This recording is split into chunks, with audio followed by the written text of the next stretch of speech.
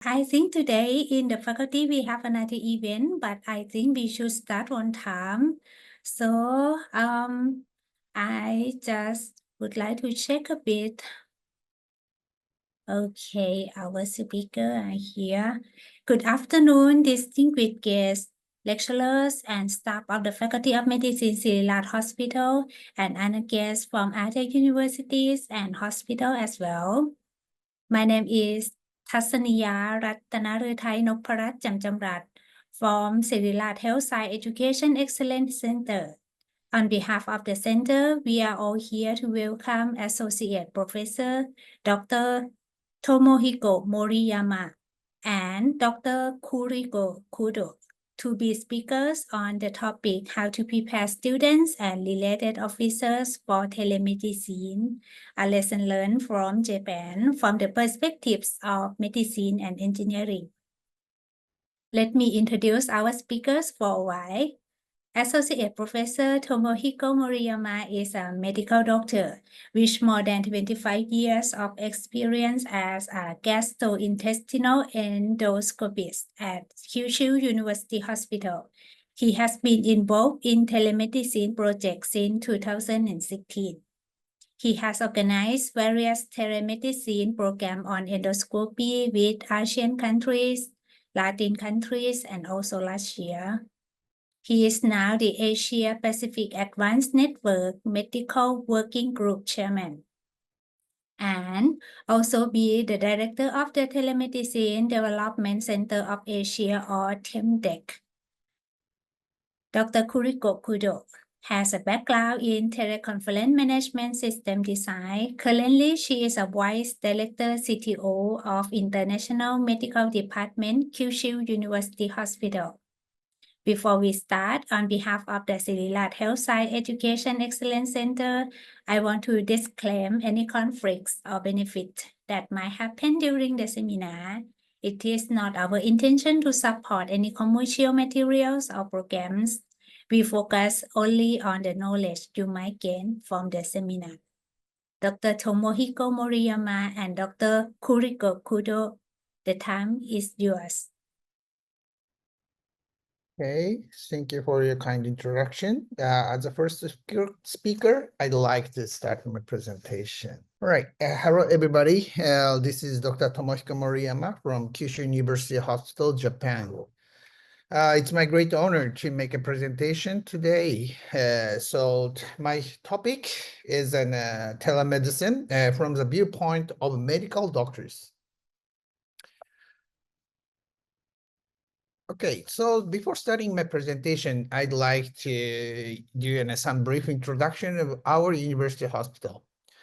Our hospital is one of the biggest university hospital in Japan, having more than 1,200 beds.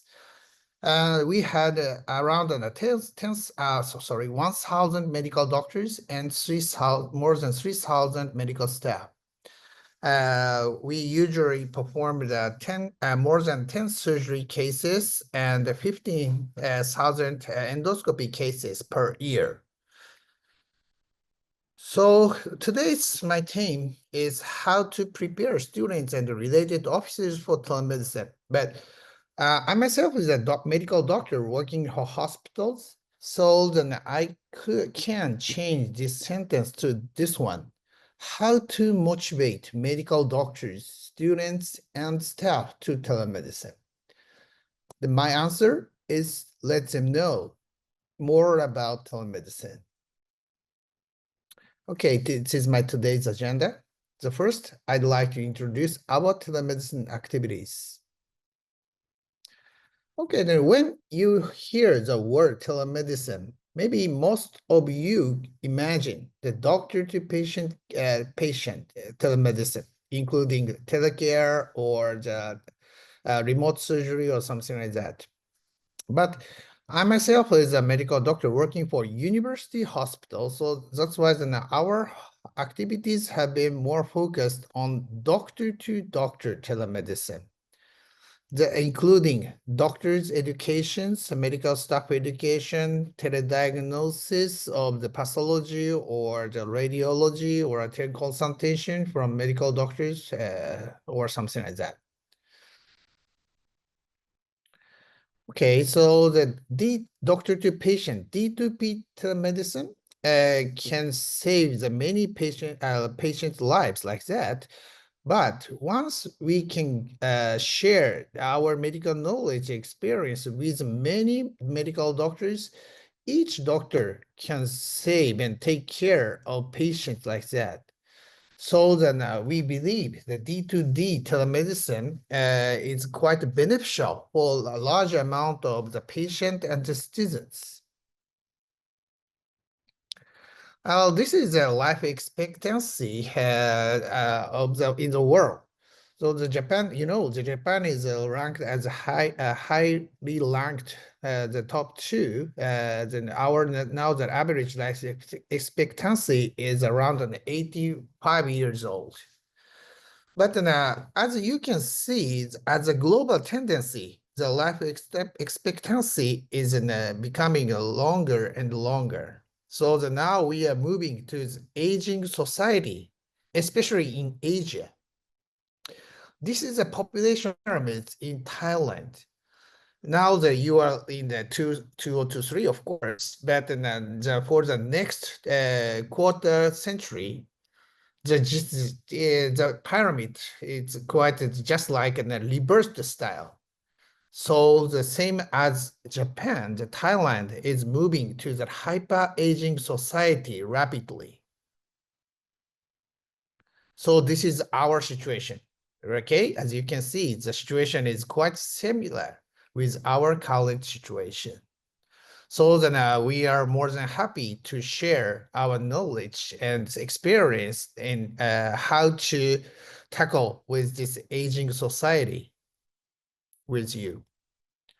Okay, so now we are the almost exit of the pandemic. But before this pandemic, the importance of NCD had been becoming bigger and bigger, like that.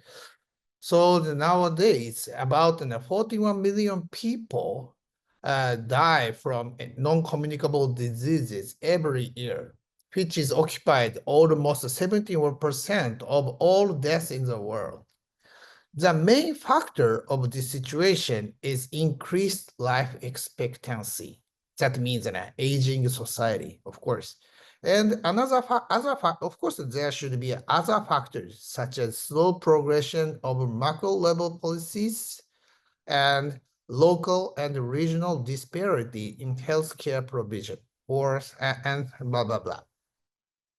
Anyway, we should think how to tackle with those NCDs, such as stroke, ischemic heart diseases, neoplasia, including cancer, pulmonary diseases, and diabetes. Okay, this slide shows the leading cause of death in Thailand. As you can see, non-communicable diseases are the major cause of death, and the stroke is ranked at the top, followed by ischemic heart diseases, lower respiratory infections, kidney diseases, liver cancer, and diabetes. Okay, this is our Japanese current situation, showing prevalence of ischemic heart diseases and stroke. As you can see, these two diseases are the ones for the elder people.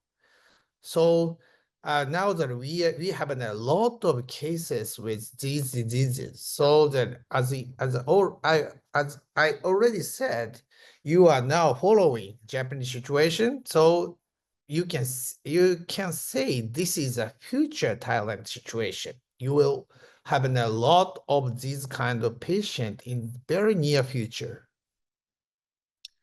And also, this is the estimated number of cancers in Thailand. As you can see, the incidence and mortality of cancers will increase for the next quarter century in your country. So we should think how to tackle with this situation from now on. This map shows the ethnicity-related mortality under the age of 70. Maybe you can understand that this mortality is very low in so-called developed countries. But comparing to those countries, the mortality ratio is comparatively high, like that. So we can say there is a distinct medical disparities in NCD measures. Now the Japanese people are living in hyper-aging society, so that's why the cancer incidence is comparatively high, like that. But comparing to its incidence, the mortality is low, like that. I myself, the endoscopist and the gastroenterologist, so that I would like to focus on this situation, gastric cancer. Japan's incidence of gastric cancer is quite high in Japan, but its mortality is almost 1/3 of its incidence.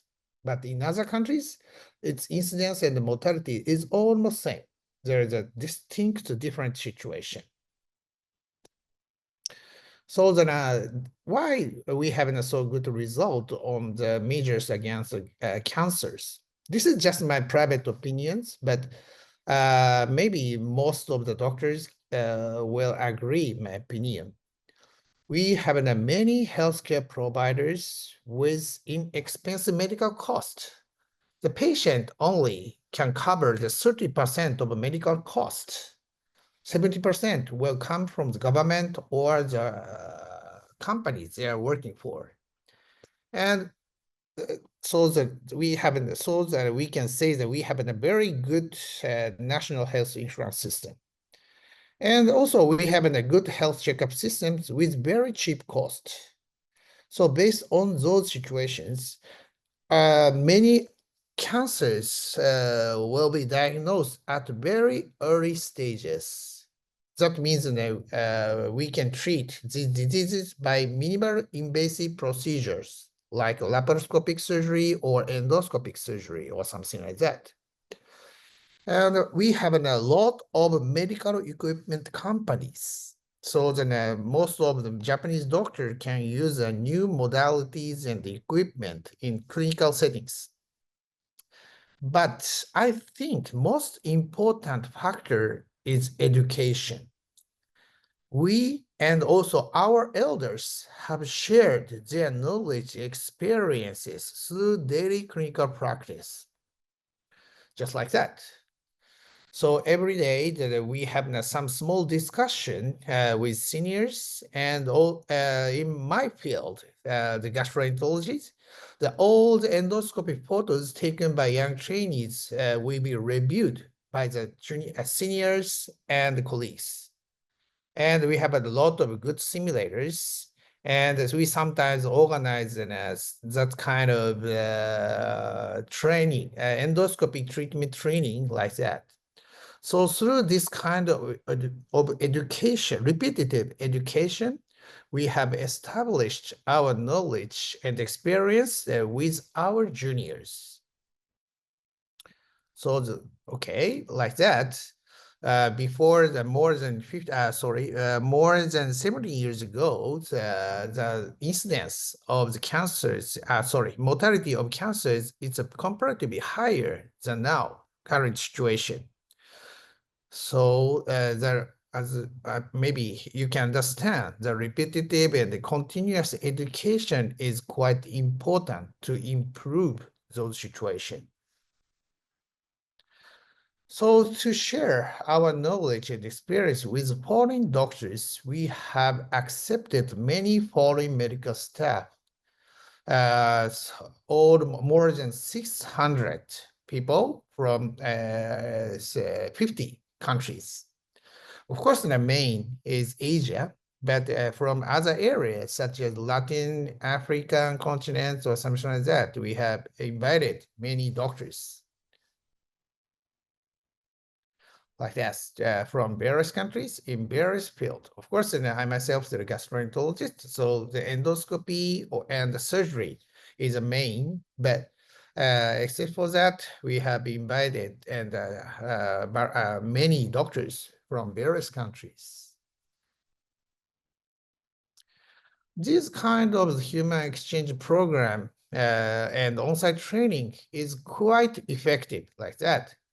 Sometimes we, as I mentioned, we have invited many foreign doctors to Japan, and we sometimes go abroad to do some on-site training there. But these kind of human exchanges, such as invitation or overseas dispatch, is not unsustainable due to the time, cost, due to the time and the travel costs, right? Of course, we have a very limited time to do this kind of the overseas dispatch.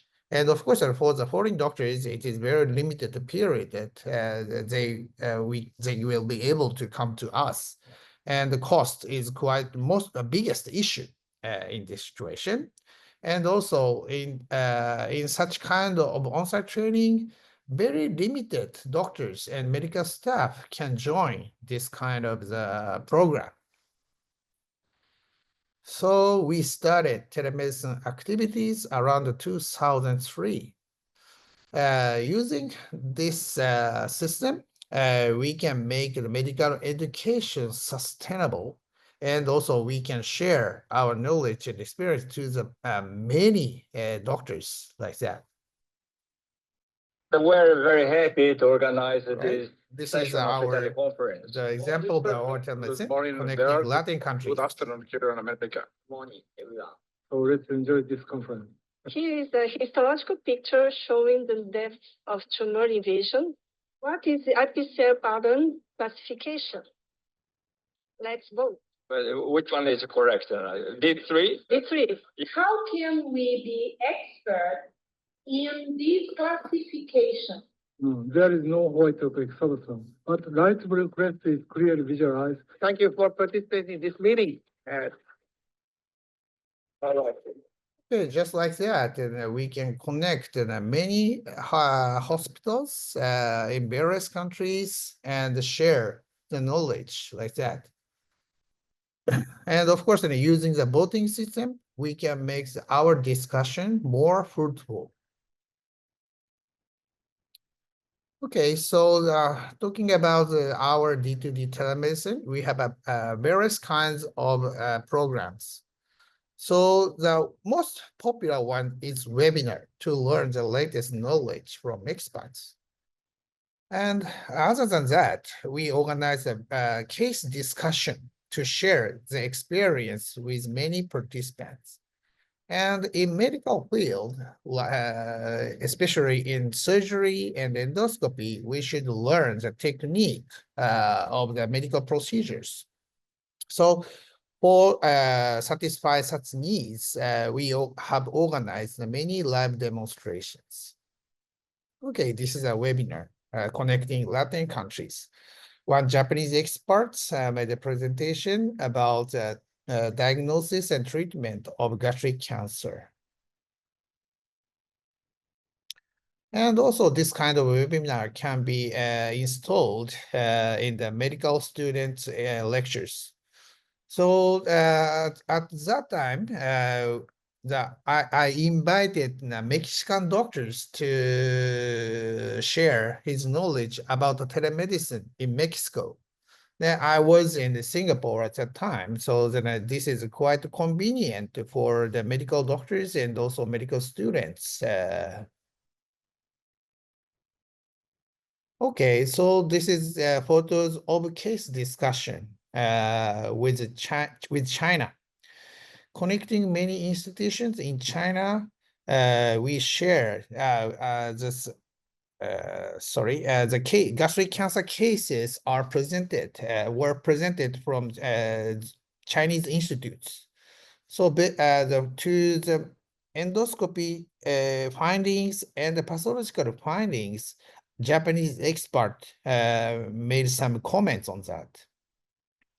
So the most important part of this kind of discussion, the program is including the various kinds of doctors. In this conference, not only endoscopists, but also pathologists were involved in this discussion. It's quite important to our education more fruitful and educational. Okay, this is a scheme of the conventional live demonstration. Now that this kind of the program is quite popular, especially in the Congress in foreign countries. Usually the organizers invite many guest faculties to the Congress, and they will do some endoscopy or surgery procedures at the hospital just close to main venue. Their procedure will be broadcasted to the venue, and many participants watch the procedure, and during the surgery or something, the participants usually make some comments or ask the tips of the procedures. That should be the quite conventional style of live demonstration. Of course, this is quite useful and educational, but for the guest faculties, they should do their procedure in totally different atmosphere. The surgery room or endoscopic room is totally different, of course. And sometimes, not sometimes, but at many times, the equipment is different. And of course, the team members like nurses or medical engineering staff or something like that is also different. And sometimes indication for the diseases is also different. For example, in our country, we do not do such kind of procedure, but sometimes the organizer requested us to do some difficult procedure in the foreign countries. That should be quite, I'm sorry, it's not so good situation for us. And of course, sometimes we feel some barrier of languages, and especially in the Latin countries, we feel some jet lag during the procedures. That can be the risk for the patients. And for the organizers, it is quite terrible to prepare lots of patients for this kind of live demonstration. So we designed this kind of remote live demonstration, connecting institutions where the expert working for and a Congress venue. At this situation, all experts can do their procedure with their situation, like their daily clinical practice. It's quite convenient for guest faculties, and also good for organizers, because there is no need to prepare a lot of patients for this kind of live demonstration. Okay, this is a movie of the live demo between Japan and Mexico. For us to have a live demonstration from Japan to Mexico. The patient is a 80-year-old man, and he doesn't have a complaint. There is one heart bending like this. And also, this boat has a second bending. Now here is a vessel, so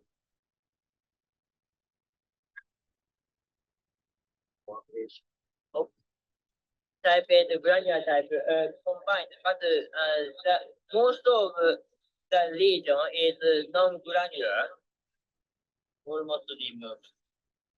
And here there is a vessel, so coagulation model. Clean up the specimen on a styrofoam plate, and the region is almost 2 centimeters. Okay. The size is probably more than 3 centimeters.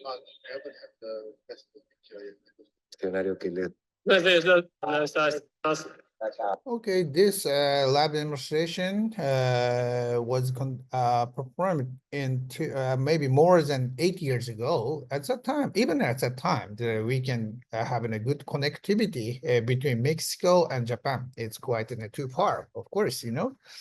So through this kind of the telecommunication, we can share the technique of procedures. Okay, this is just the feedbacks from our participants. So as you can see, the image resolution, movement, sound quality, program itself is highly evaluated, and the preparation for telemedicine is so to be quite easy. Of course, and this kind of the quick and convenient communication can be expanded to the other continents and areas like that. Like with Asia, the Russia, Caucasus countries, and Central Asian countries, and Africa, or something like that. Of course, kindly, the Siriraj Hospital, the surgeon have organized many teleconference about the minimal invasive surgery during the Asian Pacific Advanced Network meeting like that. This is just a photo in Thailand this year, right? Okay, so this is our regular international health conference outside of APAN. I myself the endoscopy, so then many endoscopy programs are included here, but I just would like to emphasize this tech conference, Indonesia Neuroimmunology Case Tech Conference, led by Indonesian doctors. So this is a comparatively new one that started in 2017, but more than 35 times they have organized these sessions. It's quite an amazing number of the teleconference, actually. So this conference is arise from the needs of continuous education from an Indonesian doctor who got a PhD in Kyushu University. So based on this experience, we can say the needs is quite important. Needs-driven teleconference can be sustainable and also quite many motivate. These kind of programs motivate many foreign doctors.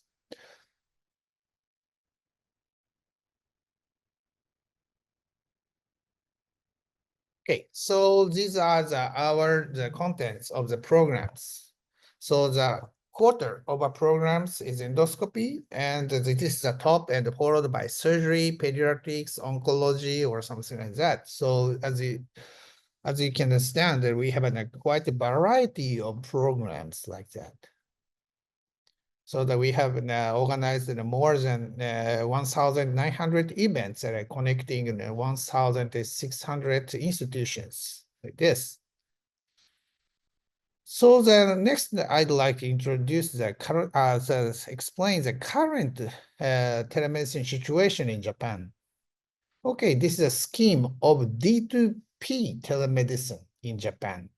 The patient, once patient reserve the doctors for telemedicine, of course, they will be connected via internet, and the payment will be done by credit card, and prescription will be sent from the clinics to the pharmacy, and the medication will be delivered from these kind of pharmacies to the patient's home. So this is a short history of D2P telemedicine in Japan. Our D2P telemedicine had been subsidized since 2018. Actually, not so long history. But as you can see, the many revisions had been made. That means telemedicine have not been widely spread yet. Okay, so I listed the reason of why we don't have why telemedicine have not been widespread in Japan. This is from the viewpoint of patients. we have a very well-organized public transportation system with very cheap cost. And for the patient, especially in elders, setup of stable internet connection is somewhat difficult and terrible. And for those people, ICT literacy is not so high. And they should pay the data communication charges. And as I mentioned, the credit card is only covered by this kind of for the payment. And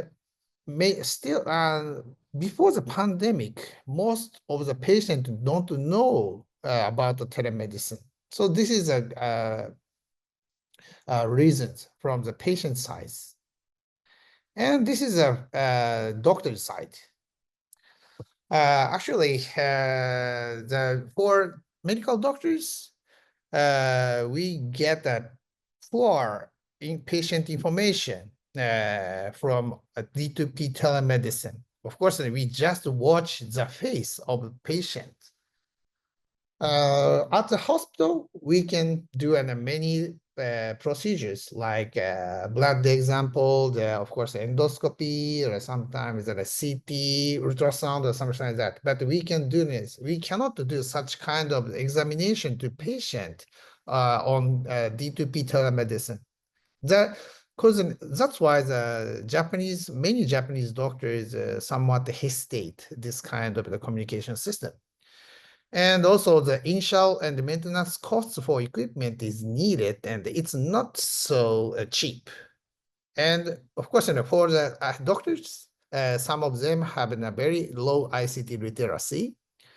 And we are worried about the risk of personal data leakage of patients. And the big issue is low medical fee. As I mentioned, our social health insurance system cover the 70% of the medical cost, but all the prices will be set by the government. So the medical cost for the D2P telemedicine is set as a very low cost by the government so far in Japan. So that's why they do not. Many doctors are not motivated to the telemedicine in that situation. And still the limited indication, still the limited diseases have an indication for telemedicine. So this is a patient opinion on telemedicine in 2021, just the bit old data. Okay, so then as you can see, the experienced patient is only 10% of the feedbacks. And based on that, okay, please watch it. In person is preferable is in majors, but for the experienced patient, many people prefer telemedicine, but non-experienced patient, they voted to the in-person preferable. So this is a real, and for the patient and the doctors who hesitated telemedicine, this is also the question was performed like that. So it is very interesting story. Okay, from the doctor side, why you do not do any telemedicine?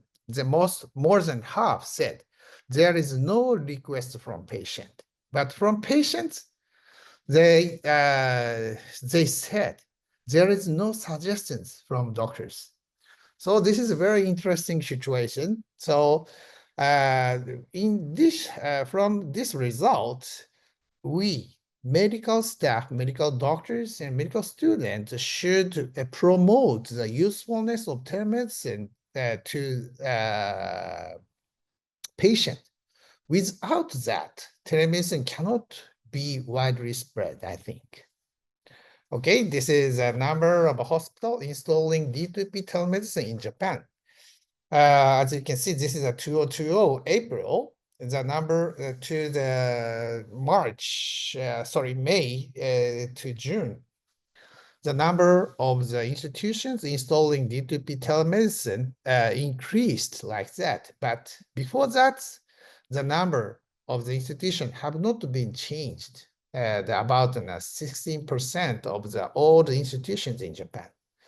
So that is a real situation in Japan. Still, telemedicine, D2P telemedicine is not so popular in Japan. Of course, but we have some limited use of telemedicine. In limited cases, the telemedicine is becoming popular and popular. Such as for complementing areas with few experts, such as epilepsy, rare diseases, pathology, or something like that. And also sometimes telemedicine is installed for patient having difficulty going to the hospital, such as people living in rural areas and due to psychiatric diseases or something. And of course, some telemedicine is done for medical efficacy. Okay, this is an example of remote image diagnosis for rural areas. Luckily, we have a lot of equipment such as CT or ultrasound or some endoscopy, even in the clinics and the hospital in rural areas in Japan. So, but there is no expert to make a diagnosis there. So that to communicate by connecting these institutions, such as rural areas and urban hospitals, the many diagnoses have been done based on images, such as pathology or CT or such as like that. And for the patient, not patient, but the maternity, the people living in rural areas, many challenges have been attempted like that. So the remote ultrasound diagnosis or such kind of CTG, remote CTG monitoring for the child have been done like that. And nowadays we have some kind of SNS-based teleconferences. Usually, maybe the situation is same between Japan and Thailand, especially in the cardiac attack or a stroke. Sometimes the patient will be sent from the rural areas to the center of the city, so-called mothership transportation. Mothership, how to say, I'm sorry. But anyway, so then we should reduce the time, and the time is quite important for such kind of cases, because the short period of diagnosis and discussions is needed for effective treatment after coming to the hospital. So the consultation will be done from other hospitals, and the multidisciplinary conference during the mothership transfer can be done on a secure SNS platform like that. This is quite useful as a time-reducing procedures and discussions. Once the patient come to the urban hospital, they can can start the medical procedure as soon as possible. And of course, as you know, the tele-ICU is a kind of the telecommunicating ICU. Usually ICU, in ICU, the many doctors are working for there, but it's kind of terrible for each hospital. So that's why it's a kind of a centered ICU controlling system there. So that it's quite an effective way to improve the lifestyle of doctors working at ICU, and also quite good for the patient in ICU, because doctors there can consult to the central monitoring system, monitoring doctors where there's something something happened. So that should be quite nice for doctors and patients. Okay, so next I'd like to talk about telemedicine during the pandemic. Okay, so of course, when the pandemic has happened, there is no one who knows these new diseases. So it's quite important to share the knowledge experience of these new diseases. So at the beginning of 2020, we have organized this kind of international teleconference on COVID 3 times, connecting many institutions like that. This kind of sharing the knowledge experiences is quite important for such kind of new diseases. Of course, the pandemic is quite a terrible situation, was quite terrible situation for us. But from the viewpoint of telemedicine, this is a kind of the good one because internet connectivity has been dramatically improved in various countries like that. Before the pandemic, we cannot do such kind. We cannot organize a good and good quality teleconference with those kind of countries. But nowadays we can do a quite good. We can organize a very good program with a good image resolution and sounds. And of course, the telecommunication system itself has been dramatically improved. Before the pandemic, to organize a live demonstration, we should prepare many engineers with complicated system like that. But nowadays, we can do a very casual live demonstration with one engineer with very simple system. And that means we can do a reverse type live endoscopy, right? So reverse means usually this kind of live endoscopy will be provided from expert to young people. But with easier system, the young doctors and trainees can be organized live endoscopy to trainers. This is an example of the live remote endoscopy training from Australia to Palau Island. Okay, and okay, I will skip. Okay, so this is our telemedicine activities. So even during the pandemic, the number of our telemedicine have not been changed so much, and also accelerated by the pandemic. Okay, so I just would like to talk about the future perspective. Okay, so nowadays, as I mentioned, in various countries, the internet connectivity have been improved. So that's why then we can do such kind of international remote second opinion from patient in various countries like that. So now we just started since 2021, but nowadays so many programs have been organized like that. And for the education, we have tried the various type of the educational program. This is a photo of a live demo using the 360-degree camera like that. So the participant can focus on the screen or the operator's hand or the nurse's movement or something like that, where they would like to watch. And also VR is one possibility for the good education system in the future. Okay, this is the anatomy, right? So then we can, the medical students or doctors can understand the 3D images of anatomy like that. And also this is just a screen photo, a screenshot of the, how to say, pre-operative discussion using the 3D images. And once if we can establish this kind of a VR training system, the young doctors can train and establish their skills without harming patients. That should be quite a nice situation, especially for young doctors.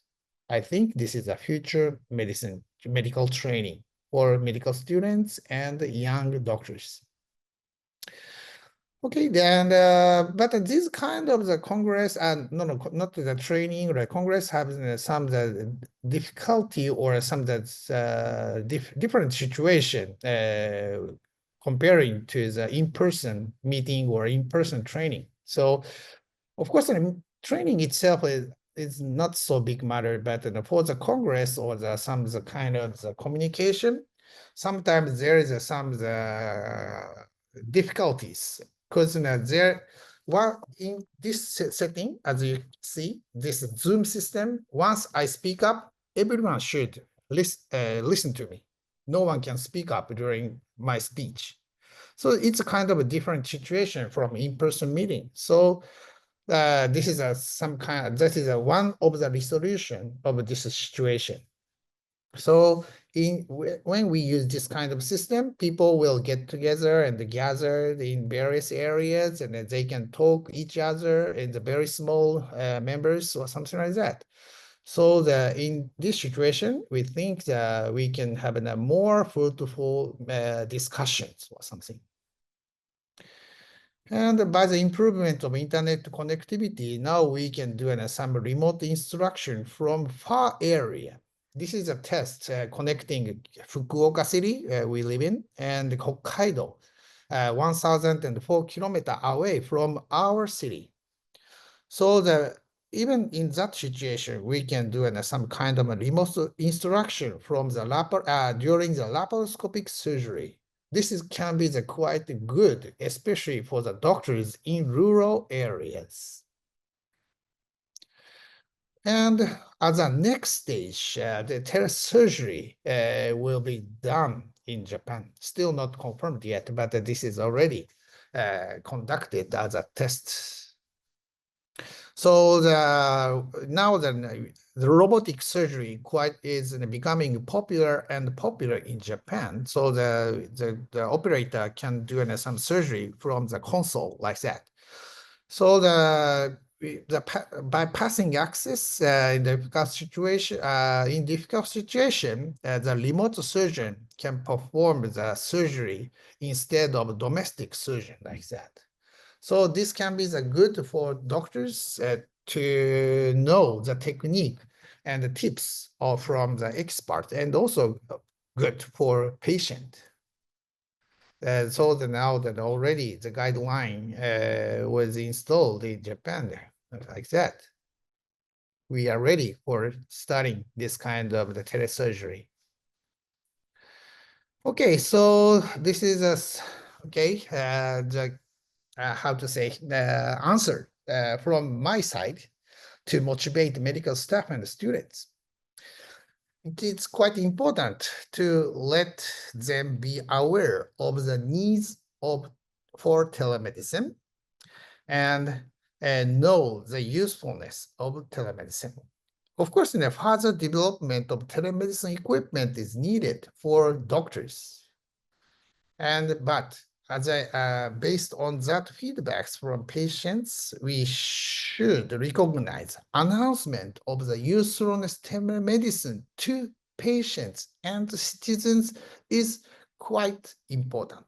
So we should know more about the telemedicine and also its usefulness. We should share this information with patients and citizens and motivate them to be involved in this kind of activities. Okay, this is my wrap up. Telemedicine is useful for sustainable medical education. During and after the pandemic, telemedicine has become popular and casual. Telemedicine can contribute to filling local, regional, and global medical gaps, and public awareness is essential to make telemedicine more common. Thank you for attention. Thank you, Dr. Tomohiko. He still be with us, so I think can I pass microphone to Dr. Kuriko first for 40 minutes, and after that we will come back for Q&A. Dr. Kuriko, the time is yours. Okay, hello everyone. I am Kuriko from Kyushu University Hospital. Let me make a presentation. So it's great honor for me to make present. I will present about the technical aspects, our technical assistance and technical education in doctor-to-doctor telemedicine. So Here is my agenda today. First, I will talk about some history and technology in doctor telemedicine in Asia. And then they introduce some our educational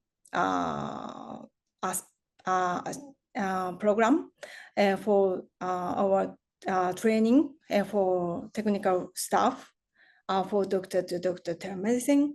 And then they introduce our recent new educational collaboration between the medicine and design.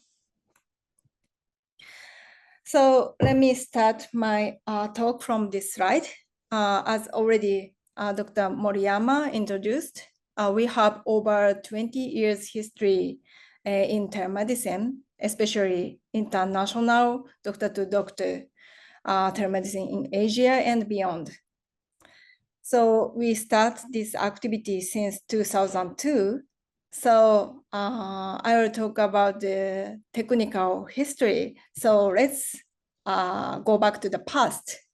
In early 2000, international video communication technology.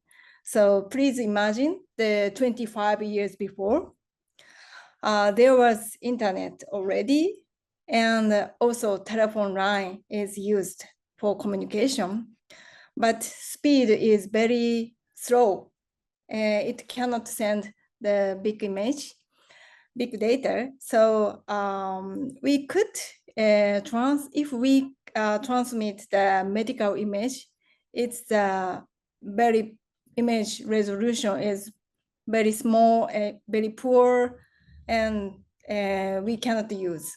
So as you can see, the YouTube is released in 2005, but it's a video on demand. It's different from the real-time transmission of video and audio. On the other hand, there was already satellite technology is available, but it's expensive to use. So at the time, really, telemedicine is really difficult. And the situation was changed by soccer game. Why? So it's only one World Cup soccer game collaborating by two countries, Korea and Japan. And between this country, there was another collaboration. That is the very first internet. So since the Busan and the Fukuoka is connected very first internet, and not the Seoul and the Tokyo, the both capital city in these two countries. So you know the Kyushu University is located in Fukuoka. So we are in charge of this network in the Japanese side. So many agriculture or education or many groups were joined to adapting using this network. And of course, the medical is joined, and the Kyushu University joined for using the medical activity. The current speed, at the time, the network speed is 2 Gbps. It's not very fast. It's general in this current the commercial network, but at the time, this speed was really, really fast, almost 1,000 times faster than bigger than the current network at the time. And using this network, we started this activity, and this is a live demonstration from Kyushu University Hospital to National Cancer Center, and the doctor, Korean doctor, he have the microphone and to display in his room and directly communicated to the moderator next to the operator in the Kyushu University Hospital. This is the first activity of TEMDEC, early stage of TEMDEC, connecting healthcare professionals around the world via the internet. So this is technological change of video conferencing system used at Telemedicine.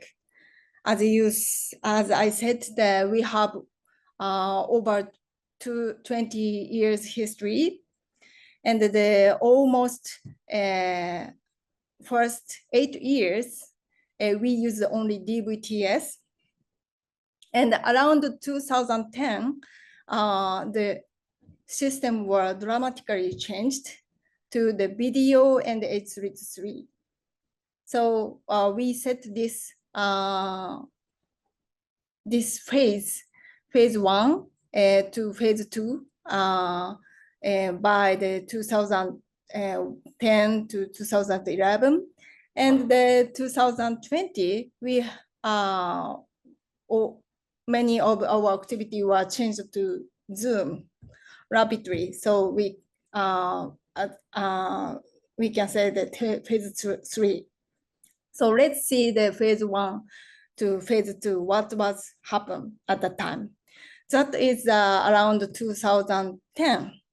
So there were 3 teleconference systems mainly. Top H323 is a standard system.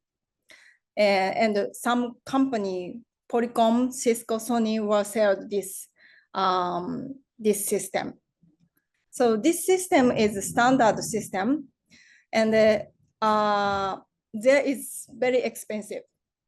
Each participant needs this terminal, this machine, and it costs $10,000. As you can imagine,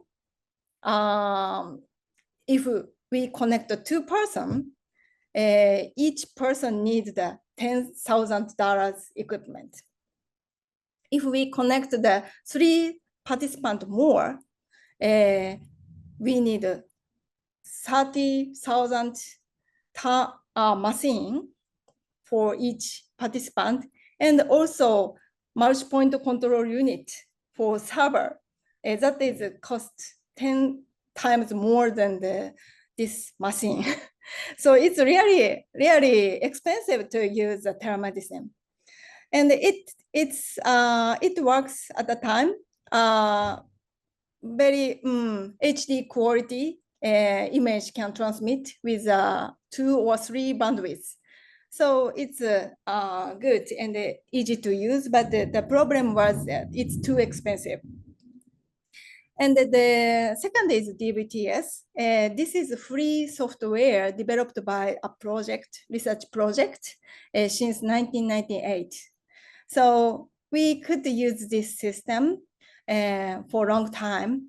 And the good thing is it's free software, so we could use very small cost. But this is the image quality is very, very good because it is not a compressed system. So it uses big network, but the image quality is good. But it needs a big network for connect. And also the software should be installed in the computer, but the audio visual equipment needed to be set up and connected. So it's really difficult. So we needed to prepare every video camera, audio speaker, converter, display, and make the package and send it to each connecting institutions. And this video is a newer system at the time, and it uses a different protocol called H.264. That is the very same system, very protocol with a Zoom or Microsoft Teams or something like that. But it's less cost for participant, but also we need to buy the server. It costs so much. but it's less cost for participant, and it can available. It can use with low bandwidth and easy to use. So the finally video is very famous, popular, and we started to expand our activity. So what's the difference in this system? And first is a network. So there was only research and education network can be used for telemedicine. It's the very first network, and international connectivity is very nice. And routing, going to route and coming back to the routing is symmetry. Stability is good. And if we have any routing problem or packet loss or something like that, we can ask network engineer who manage it, and they can change the router, and then they manage the quality improvement. And since the video new system was used, commercial network is available, and also video conferencing system compression is very good. So we realized to use the commercial network in some hospitals. So it's provided by companies, and the network speed is much lower than the research and education network. But the video conferencing system compression is okay. We can send the small network and send enough image. So we could start it to use commercial network. So for this technical change, what's happened in our activity? So one is increasing participating institutions. So from the 2011 to 2015, number of programs is increased like double. From the 2011, there was only 50 program in the year, but at the time of 2015, there was near the 100 program. And but the connecting sites is for program is more increased, like 3 times. So from 200 to 600. So over the 3 times increased. And this is the average of the connecting sites per program. So this is also increased nearly double. We can say it's increase of the scale of each program. So around 2011, majority, almost 80% of programs were done less than 4 hospitals. But the percentage of that is dramatically decreased. And on the 2015, over half of the program connect the over 5 sites, and the number of the over 10 sites, 11 sites increased dramatically. And this is a number of new institutions. It's also dramatically increased from the 40 or 30 to 70 or 19. And this is what network the new institution were connected. So research and education network were almost all in the 2011, but in the 2015, majority of the hospital connected to commercial network. And this is the percentage of university. So university hospital percentage is also gradually decreased. So let me summarize what what is happen in the time of 2010, that is this figure. In 2011, the activity measured in university hospitals with big research and education network, because the compression system is not very advanced. But in the 2015, the compression system is advanced and the good system is available. So we can send the good image with few lower network.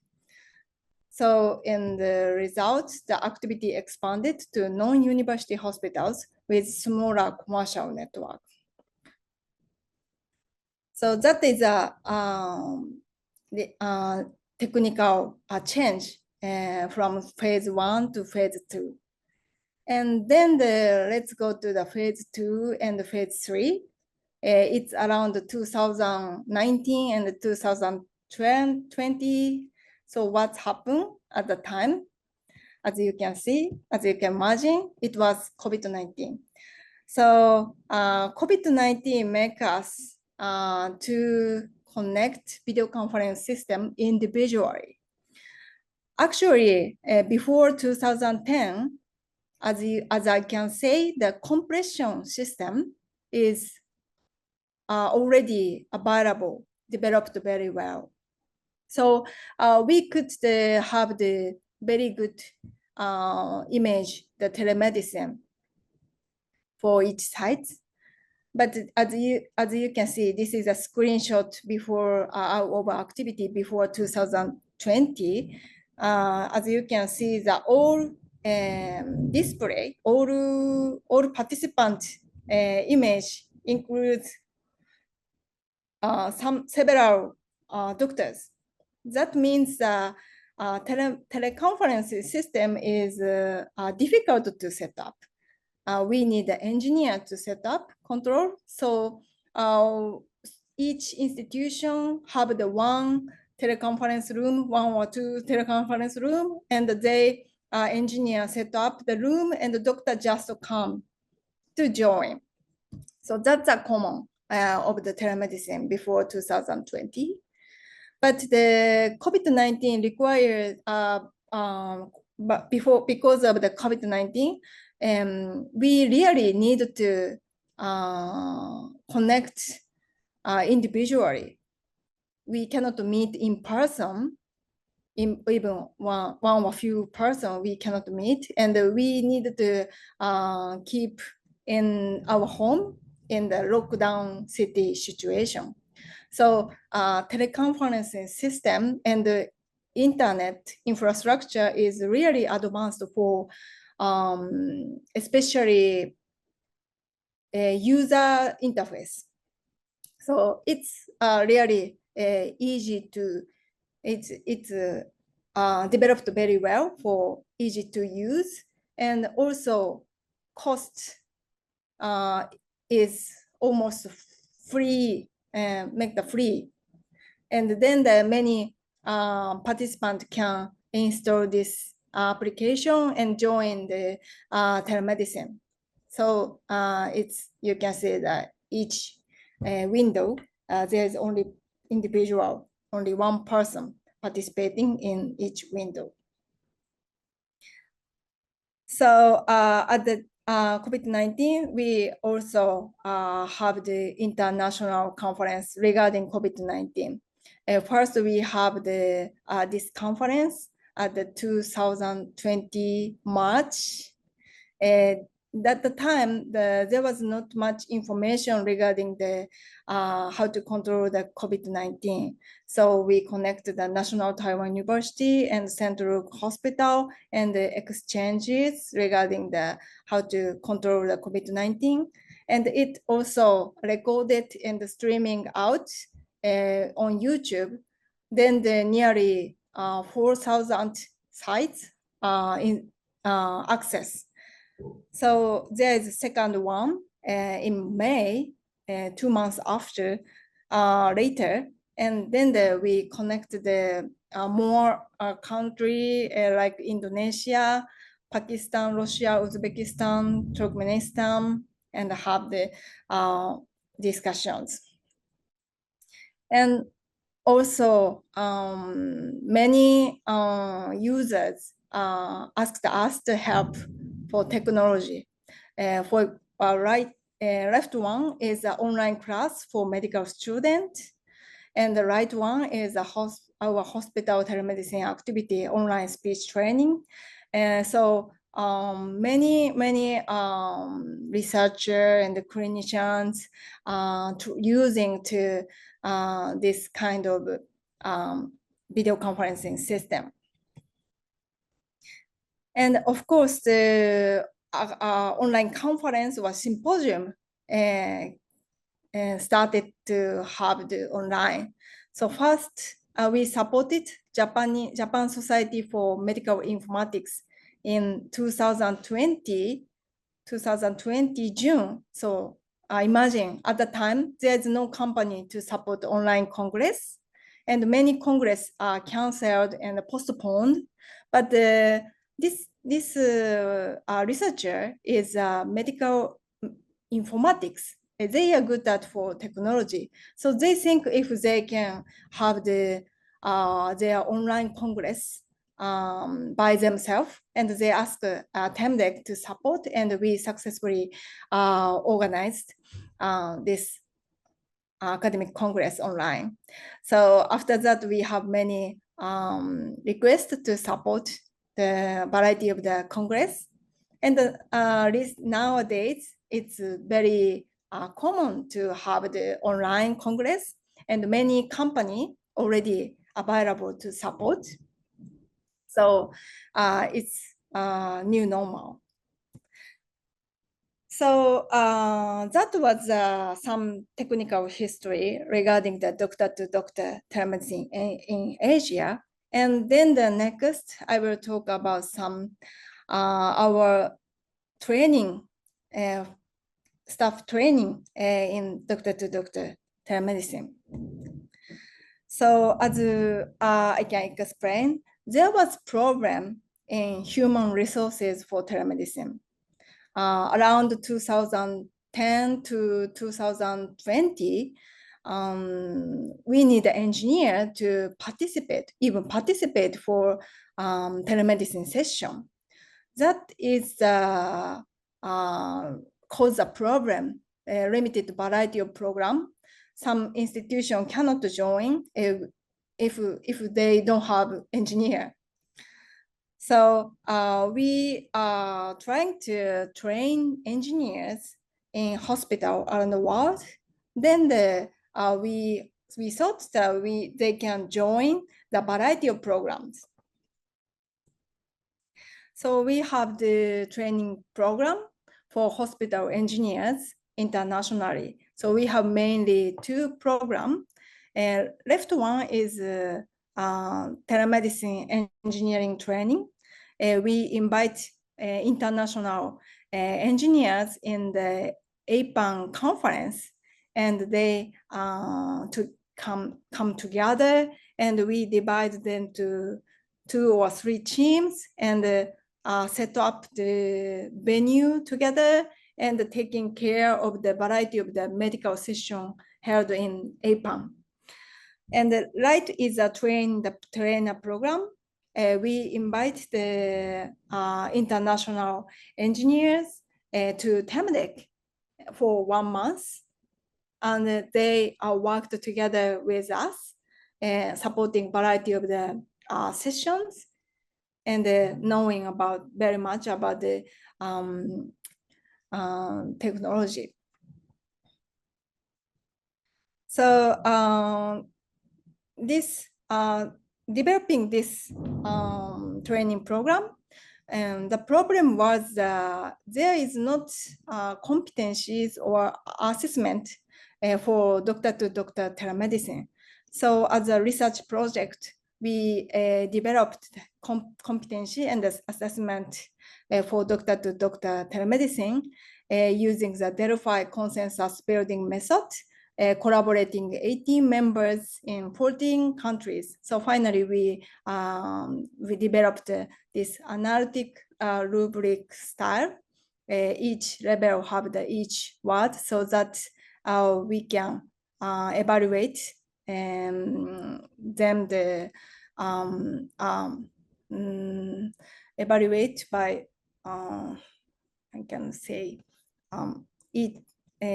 if we change the evaluator, we can evaluate one person appropriately.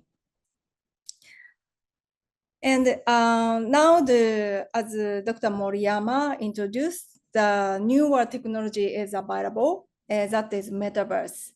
Metaverse in the system, there's some metaverse system released by the Meta or Barbera or Cluster, and in each system, a doctor can join by their avatar, and this newer VR goggle available, more immersive system, and they goggle can capture the hand gesture, doctor's hand gesture, and also recent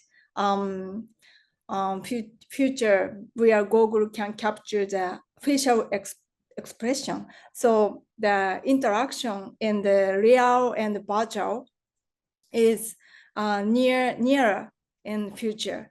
So we trial. This is trial. We prepare many VR goggles, and many doctors, especially surgeons, joined this metaverse conference and have the medical case conference in metaverse using the facial and gestures. So more interaction can be done in the future. And this is a 360-degree live demonstration.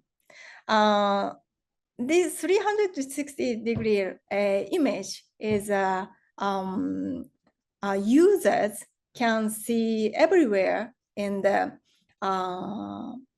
image from one camera view. So it's great to understand it. It's good to educate the, for example, nurse. They need to instrument set up, trocar set up in the operation room, and they need to interact with other medical staff. It's really their work is really complicated, and it's difficult to understand in the 2D video. But this 360-degree video can tell them the situation is environment. So we have the research project, and we are now creating the educational material for nurses and other fields. So the technology in doctor-to-doctor telemedicine is emerging and changing in the future, keep changing in the future. So we developed the e-learning program as a also research project. So our target is engineers and doctors who would like to set up and support, implement, conduct doctor-to-doctor telemedicine conference consultation. And we have 5 topics. One is overview, concepts and topics and basic technology of doctor-to-doctor telemedicine. And number 2 is set up big venue for hybrid medical conference. Number 3 is live medical demonstration, transmission, especially live endoscopy. And the number 4 and the number 5 is relatively new technology. As I said, the 300-degree video transmission of operation room. And number 5 is medical case conference using metaverse. So now we are developing this educational contents, collaborating international researchers, engineers. Number 3 is developed the India. AIG in their institution, very good scale for the endoscopy lab demonstration. And number 2 is developed by Indonesian Brawijaya University. And number 1 is developed by University of Malaya. So yeah, now we are developing the educational contents, and the next year we are starting to demonstrate. So if we are now calling for the participant for the implementation research. So if you are interested in to see this program and participate in our study, please tell us. So finally, let me introduce our new activity, medicine and design collaboration in education. So now I'd like to introduce myself. I'm working in the telemedicine department, telemedicine center in Kyushu University Hospital, but I'm not a medical doctor. My specialty is design. I'm PhD of design, and my specialty were the computer graphics and virtual reality. That was my previous major. And from the viewpoint of design, actually, there's very good collaboration between design and medicine.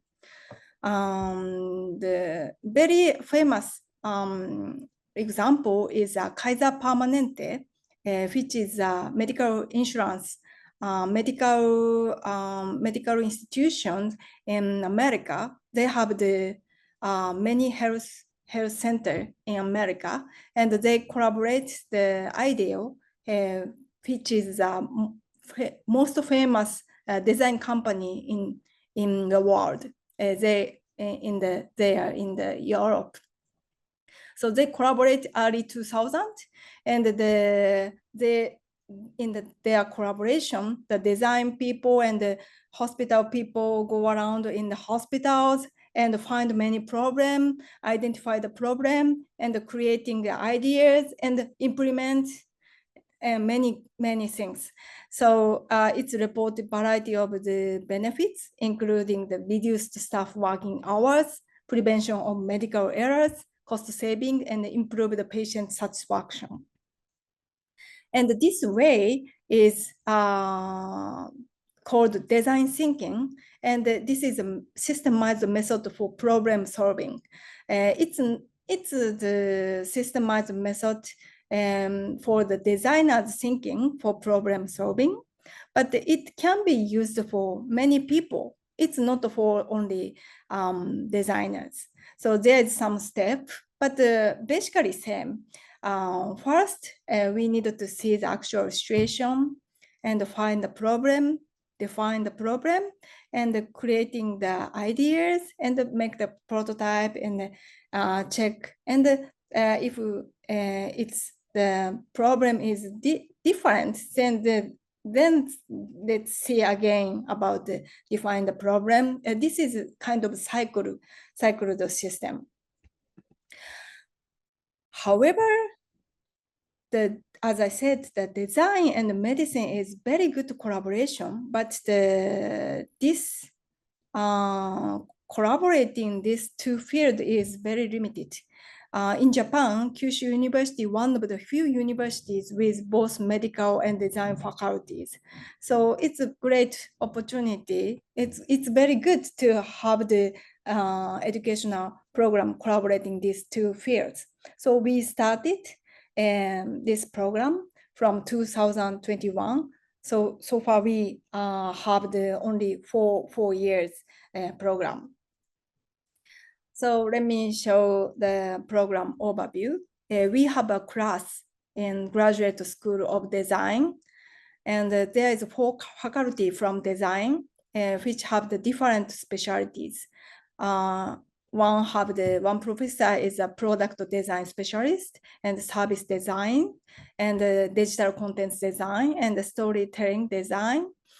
And the graduate students are joined in this class. And from this year, we also opened this class in the School of Medicine in Kyushu University. And their participation is limited, actually, only 6 times in the first semester. And they are the second grade student. And each year we collaborate for the hospital or faculty of medicine for theme tackled. Each year, medical staffs and the researchers from one department participated. And so far, we collaborate oral surgery, general surgery, neurology, nursing, and pediatric surgery. So our program is very similar to the Kaiser Permanente and the IDEO's case, because we are doing according to the design thinking method. So first we have the hospital tour. In this phase, medical staff show the situation, how the clinical situation is going. And they think this problem should be solved in design or something like that. And then the student and the teachers and faculties in design see the situation, and people discuss about the problem and ideas in the workshop, and then the student prototype some working prototypes and the test implement. So let me show some outputs. This is an example of the collaborating public health researchers. They are working for the rural Bangladesh. And there was the hospital access problem in the maternity woman in rural Bangladesh. And then the Kyushu University researchers developed the in-house health checkup system for them, but there is a problem because of the low awareness of health checkup in women in rural Bangladesh. They forgot to receive the checkups, or they forgot to skip their meals before the checkup. So the student visited to the rural Bangladesh and interviewed with mothers, and finally they developed some health checkup roadmap to increase their awareness of the mothers. So they are now they are printing this roadmap and trying to have the implemented research in there. And this is another example. The neurology doctors are very much interested in the cosmetic therapy. So patients get the makeup, and it should be the good for the rehabilitation, and also mind is very good for go out from outside. So medical doctor is interested in cosmetics therapy, but in their field, neurological patient difficult to make up by themselves because of the body movement is limited, or some blur of the parts, body parts. So they students and the doctors develop some proactive cosmetic therapy for neurological incurable diseases, for easy to make up by using the stamp or some there is the mirror, and there's some stamp, and how to say the product for proactive cosmetics. And another is oral surgery collaboration. In their department, doctor worry about the they have the they make the surgery for pediatric patient, and the pediatric patient needed to make the mouse exercise training even in the home, but not many children do because of the less shortage of good, interesting system.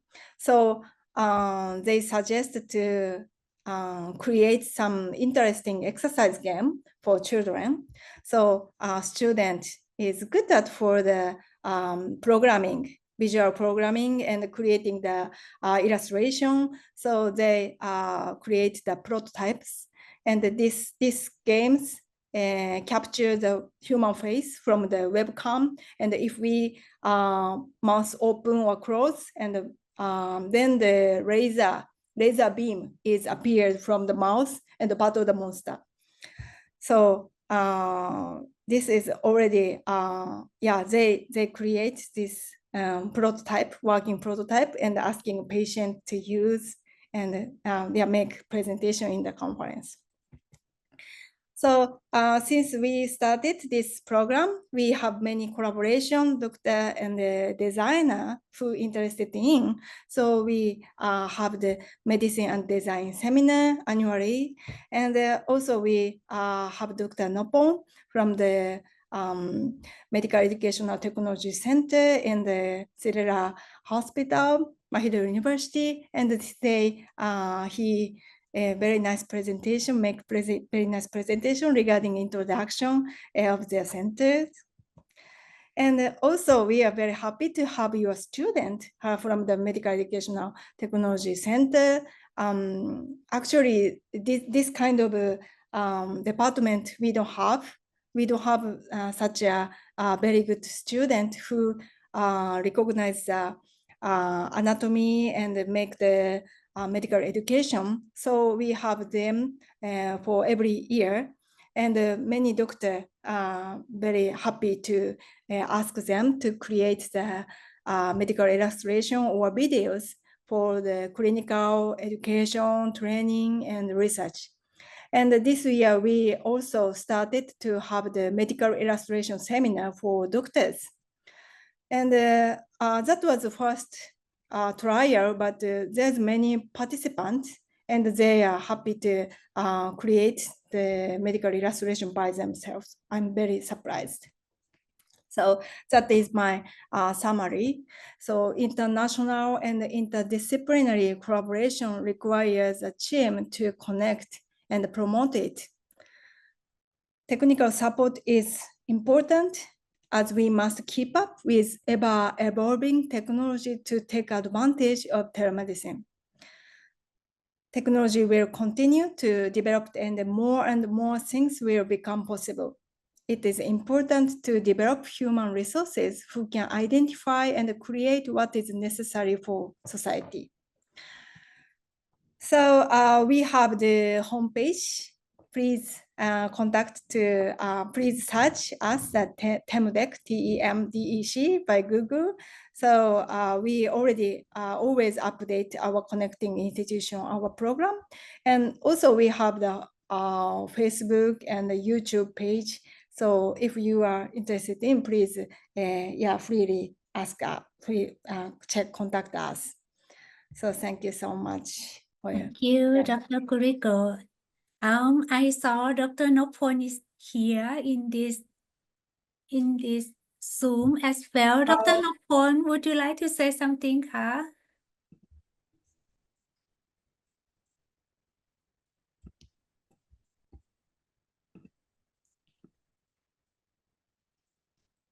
Maybe later.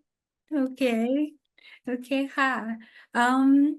So I just would like to ask the floor first. Anyone would like to ask the questions for Dr. Tomohiko or for Dr. Kuriko? Please feel free to raise your hand, or you can type in the chat box,ค่ะ.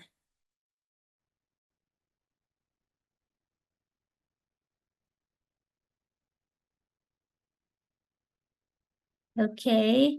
If do not have anyone who would like to ask from now. Oh, I saw someone ask something already. Okay. Miss Isintu from Myanmar, she thanks for sharing information today. And she would like to know one thing, that how do you think AI impact telemedicine in the near futures? Okay, so I just would like to have some comments from the doctor's viewpoint, right? Okay, of course, especially in the image diagnosis, AI is quite the kind of game changers.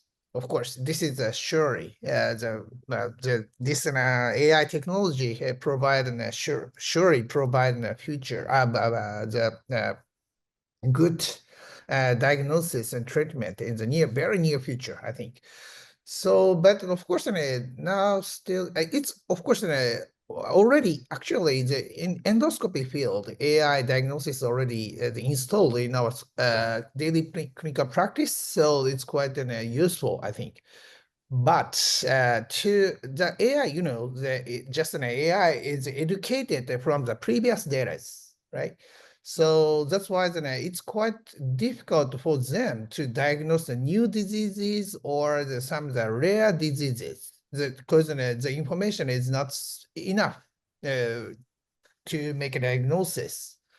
But so still, of course, I'm not sure what will happen in the near future about the AI field, but still the kind of that natural intelligence among doctors is more important especially for the education to young doctors and trainees. So of course, AI having some distinct impact to daily practice, but still this kind of the community among doctors and medical staff is also quite important, I think. Okay, thank you, Dr. Tomohiko. Can I make comments Yes, from please. engineer's aspect? Yes, please. Yeah, technologically, there should be very much the effect to telemedicine. There much effect AI to telemedicine. So new GPT-4 explain there is a virtual human. They can explain they can talk interactively with the actual human using the video conferencing system, and the virtual human can see how the images happen. So if the many other people shown in the front of me, and the new GPT-4 can explain, oh, you have the newer people, another people, and how about you, or something like that. So the technologically, it's the very much remarkable. And if we teach them, if we develop the virtual human who understand the medicine, then the AI can may provide some medicine in logically, but the problem is how educate and how to catch up the new advanced system, and also how to utilize. We don't know how to use it's okay to use AI for actual human for treatment and advice or something like that. So still there is many problem, but probably the technology should be advanced, and the speed of the education is also very much advanced using the very big many supercomputers. So that's my comment. Can I add some comments on Yes, that? please. Of course, generative AI is a kind of the good tool for the medicine also, but as you know, they sometimes tell a lie, right? So we should always survey the answers, and also only human doctor can be the responsible for medical procedures and medical decision, especially for the treatment. So that's why then still our collecting intelligence among doctors and medical staff is important, I think. Thank you. Thank you. Okay, I have got the new questions in my list. They ask about, okay, this one is quite good. It is because you mentioned about University of Malaya and also Brawijaya University. Since the time that I'm being there, I think for UM is quite okay for internet connection, but for Brawijaya might be interesting to have to conduct some kind of telemedicine. During the time that you plan for your activities there, what kind of things that you would like to recommend other people to be concerned in the futures if they would like to do some kind of telemedicine in that area?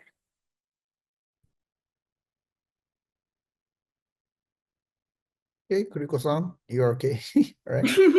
Sorry, I don't understand what that mean. Okay, What's maybe she's asking about telemedicine activities in the Malaya and the Brawijaya, right? Yes, yes. Yes, it's And I Malaya. think, Actually, in my understanding, Malaya already installed this kind of telemedicine activity, especially D2P telemedicine. So they are quite an active through the pandemic. So during the pandemic, then I suppose that they build up some D2P system to take care of the remote patients. So I'm not sure their current activities, but during the pandemic, I heard from our colleagues about the telemedicine activities. So that's why they maybe still keeping on this kind of activities with doctors and with patients, I think. But I'm not sure about Brawijaya so far. They are quite interested in the remote medical education, connecting doctors, because Indonesia is one of the islands country. They have a lot of islands and the rural areas inside, right? So that's why they are quite interested in this kind of telemedicine activities. But so far, I'm not sure about their current activity in the Brawijaya University. So sorry, I just realized the question. Thank you, Dr. Moriyama. Actually, we are collaborating both UM and Brawijaya and also AIG in India. They are leader for the telemedicine in different aspects. As Dr. Moriyama said, UM is very much the activity in the doctor to patient. They developed their hospital apps and they already provide D2P and they connected their electronic health record. So also in Brawijaya, they developed a good team for telemedicine, doctor-to-doctor telemedicine, and they are so busy to support variety of the online class and online exam, online lectures, and they connected very fast internet in Indonesia, and also India. They are very active for live demonstration transmission. They have the series of the live demo of the webinars from the India. So we are our collaborator have the different working for this a little bit different aspect that they are the leader for each each country. Thank you so much. Thank you, Dr. Kuriko. Miss Nadi, please.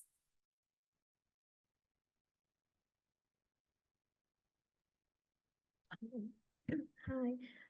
I would like to know that, is there any guidelines that are using in Japan for patients joining the telemedicine consultation with the emergency sites?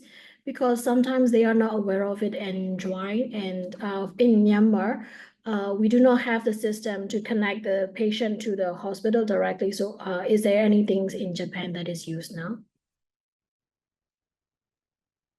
Okay, talking honestly, there's no guideline for patient actually. For medical institutions, we already have it, but just to focus on the security or other equipment or the internet connection or something.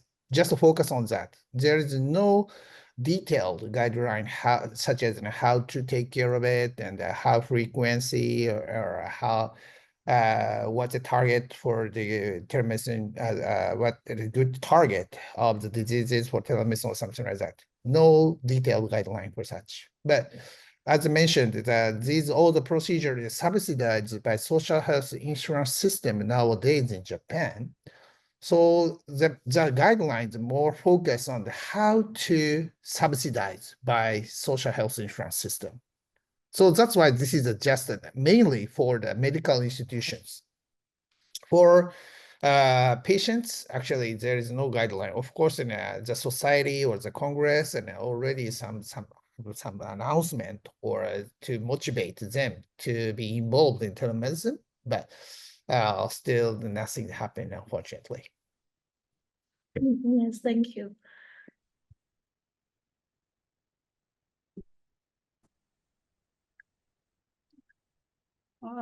Good afternoon. Can you hear me? Yes, we can hear you. Thank you, Professor Tomohiko and Ms. Kuriko. May I ask you two questions, please? The first question is there any master degree for telemedicine in Japan? And the second question is,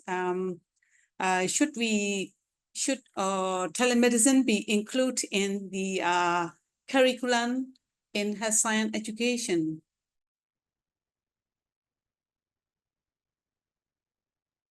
Okay, can I? Right. Okay.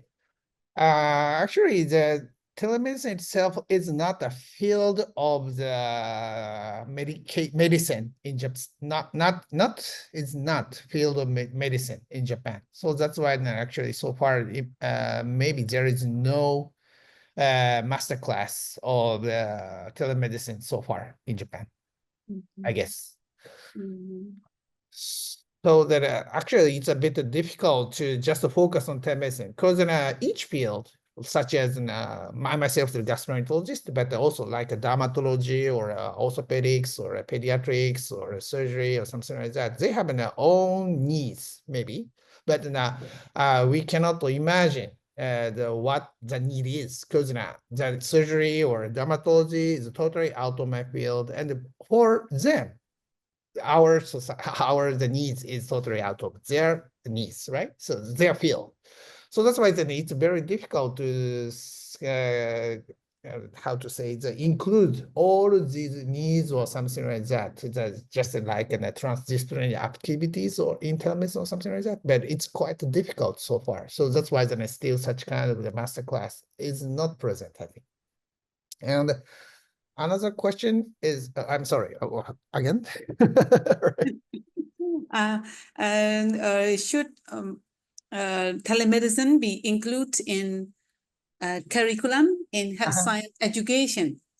Okay, all right. Actually, I have one class for the second grade of medical student in Kyushu University, but I always say about the usefulness of telemedicine for the young medical students, and also I have one class for the postdoctoral course. A postgraduate course students. But of course, they already recognize the needs of the telemedicine. But actually, this is just one of the curriculum in the long-term learning. So, and also, this is just a kind of another in Japan. This is telemedicine is a kind of another story of the daily practice. So actually we don't have any doctor just to focus on telemedicine. Usually, the more many doctors, even if they're quite interested in telemedicine, they have their own kind of a specialty. like surgery, pediatrics, and OBGY or something like that. And besides that, they are now doing some of the telemedicine, D2P or D2D telemedicine. This is just a common style in Japan. So that's why there is no such, and also there's no such a special curriculum for the medical student in Japan so far. I'd like to add some comment regarding this matter. So actually, in the medical competency in the medical curriculum in Japan, from the latest revision, there was one new mention about the telemedicine. In the ICT using skills or knowledges for medical students. So in the future, we should develop this kind of curriculum, series of curriculum for using the digital health, digital DX, and maybe pitch including the telemedicine as well. And but it's a future matter in Japan. And now I am joining the Australian telehealth conference, and I am in the Brisbane now. And in the Australia, the curriculum for telehealth is already developed and implemented. So there is already published many research regarding this matter. Thank you for your questions. Thank you. By the way, Dr. Nopon asked me to say hi, but now he is in two seminars together, so it might not convenient to say hi by himself. Yeah. Thank you so much. We always have, thank him for our good collaboration. Yeah. The last chance, anyone would like to ask some more questions? Okay. If no, on behalf of There's one person really? raise the hand. สวัสดีครับได้ยินเสียงไหมฮะ ได้ยินค่ะอาจารย์เรียนเชิญค่ะ Thank you very much, Dr. Tomohiko and Dr. Kuriko, for your presentation. From your presentation, I understand that in the context of doctor-to-doctor telemedicine, it seems to be good for the process of delivering or sharing knowledge between educators and learners. But could you please comment about its role in the process of evaluation, whether the learners achieve the outcome of the learning activities? What is the role of telemedicine in this context? Thank you. Thank you for very good questions. That is always big issues for us, right? Of course, of course, you know that even in in-person education, that is a conventional educational style, it's very difficult to evaluate its effectiveness for learners, right? So I'm not sure still the telemedicine is less than in-person education or more than that, and or equal. No one knows. But still, maybe we should build up some kind of a scheme to evaluate the accuracy or the effectiveness of the education system. Once it is developed, maybe we can compare the effectiveness and the usefulness between telemedicine and the in-person education, I think. So then we should keep on thinking about how to evaluate it, maybe. So I hope to collaborate with you guys to establish this kind of the evaluation system. Thank you for good questions. Kuriko-san, any comments? That's very nice questions and very nice answers. So I don't have any additional comment, but yeah, hopefully we can follow the educational field researchers and educational medical education researchers to develop this kind of scheme to evaluate the doctor-to-doctor telemedicine.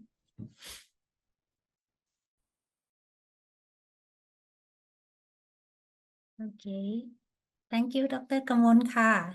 Actually, I think the university that Dr. Kuriko mentioned before, that one in Brisbane also is I think next year he will gonna the main director will gonna start the point that they will gonna use some kind of assessment with standard patient and also telemedicine together in the assessment.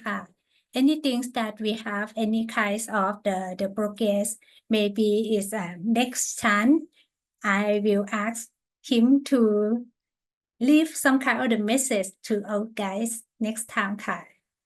Thank you, Dr. Kudo, to mention about this thing as well. And thank you, Ajahn Kamon, as well, to mention about this topic. Okay, any questions, Ka?